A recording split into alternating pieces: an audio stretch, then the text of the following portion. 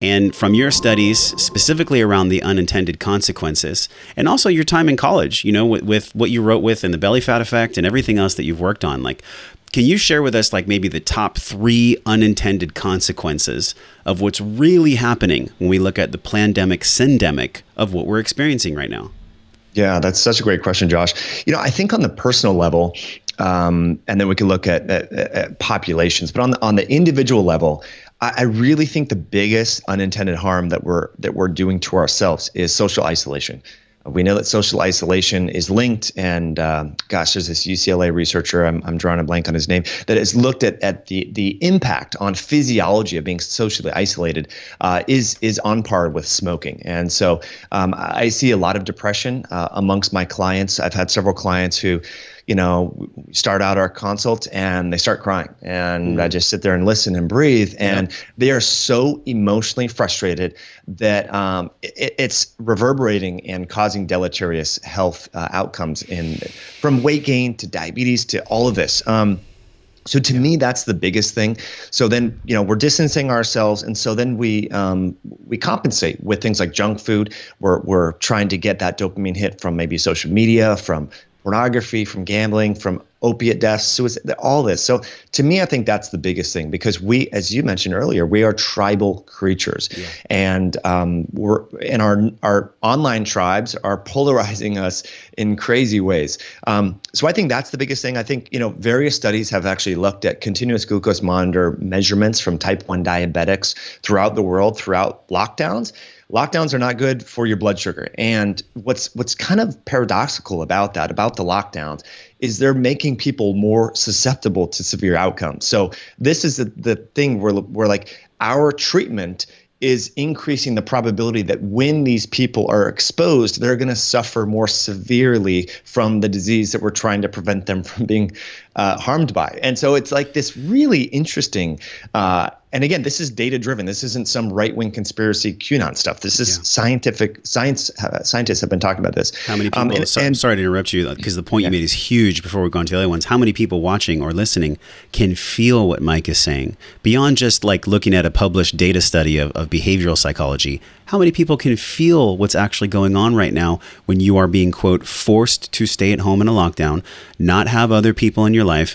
Personally, I'm not going to name names, but I have a family member, and I'm actually going to see him this weekend to console and give him emotional strength, because he's a young man. He's dealing with incredible anxiety and depression and stress from not being able to play his lacrosse, not being able to play sports, and being forced to sit down, be quiet, wear a mask, and do what you're told. And it breaks my effing heart. I mean, it literally breaks my heart, because I'm thinking we all need to stand up right now. This is not the time to be silent. This is not the time to kowtow. That emotional piece, like you talked about with your clients being depressed and whatnot, I had to tell you that because it really hits home for me. Like my heart actually constricted when you were talking about it. So please continue, man, because there's other points that are going on that are really an unintended consequence of this lockdown, of this BS. I'm with you 100%. And my third kind of thing that I was going to, kind of mention on both the individual level and societal level is the negative impact on children.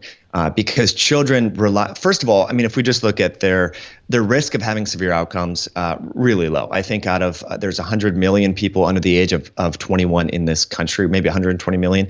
And I think all of like 200 people have died. And so you're like, well, if that's one of your, if that was my child, maybe I would talk about this differently. But we have to focus on maximizing what's called quality adjusted life years, QALYs. That's what we're talking about. We're never going to prevent every single death. That's never going to happen. People die. I mean, that's just the reality. 100% of everyone listening to this right now, the probability of you dying is 100%. It's just when. So we need to maximize what's called the QALYs, the quality adjusted life years.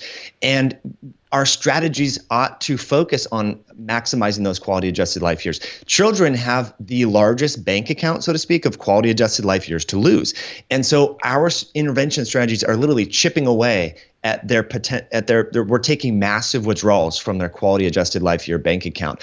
And look, I have family members that I deeply care about that are over the age of 70, right? But with all due respect, they don't have their bank account of quality adjusted life years they don't have as much to withdraw from because they're older. So we need to look at the pool of quality adjusted life years and focus on, and this is called an aggregated public health model, and say, look, If we only focus on just the elderly, well, then we're going to chip away and take massive withdrawals from the young people who have the most to lose. So this is where we need a more targeted, and this is the beauty of like coming from a functional medicine perspective.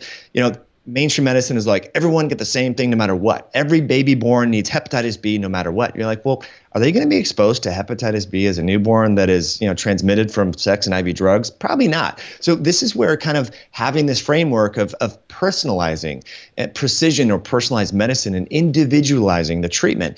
And we should be doing that on a societal level. And like you mentioned, your family members, I have, teens, they are being disproportionately affected by this. And these changes early in life, the recidivism, if you're overweight or depressed or diabetic as a young person, that doesn't just suddenly go away when you're 18. A lot of people carry this on, and the epigenetic imprinting that's occurring from, say, pregnant mothers that are super stressed. What are the health ramifications of those children that have yet to be born?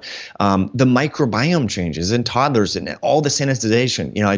We were in Hawaii kind of unplugging and all that, seeing people at our hotel just spraying, sanitizing these kids with Lysol wipes, and they're in diapers. I'm like thinking to myself, oh my gosh, if people only knew the data showing that changes bacteria that can are linked with asthma, allergy, atopy, obesity. So Josh, I think all of us need to take a step back and realize that we're going to be exposed to this, but hand washing, sanitizing, distancing, and all that is just one piece of the puzzle.